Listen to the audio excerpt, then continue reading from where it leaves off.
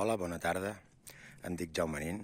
Ens trobem aquí a la zona més 500, a prop del poble de Marmellà, en una finca anomenada Cal Miquel.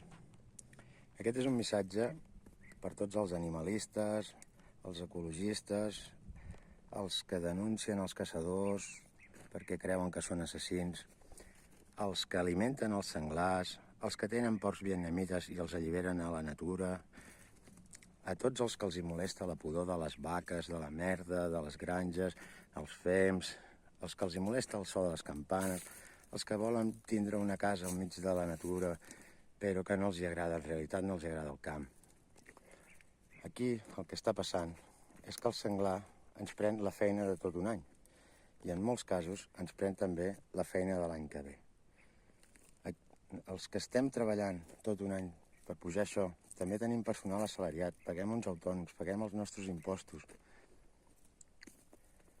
Tenim unes petites assegurances de vinya que no ens cobreixen ni els costos de producció.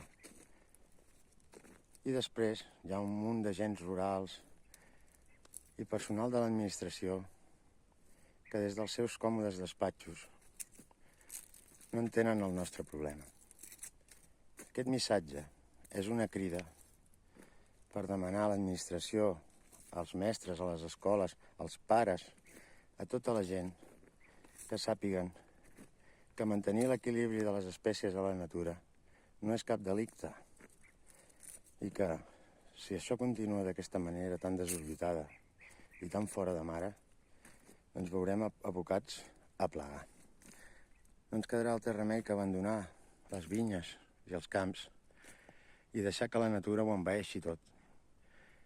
Que s'ompli tot de brossa i que quan vinguin episodis de calor el foc ens passi per sobre.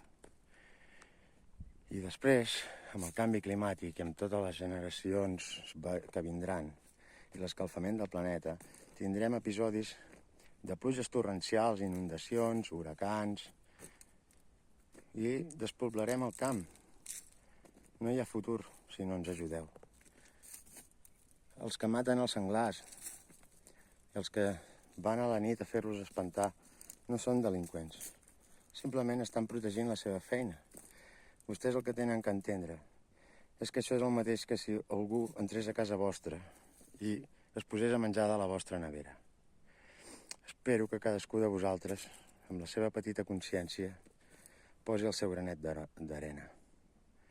Moltes gràcies. Si estimeu el paisatge, feu-lo viral.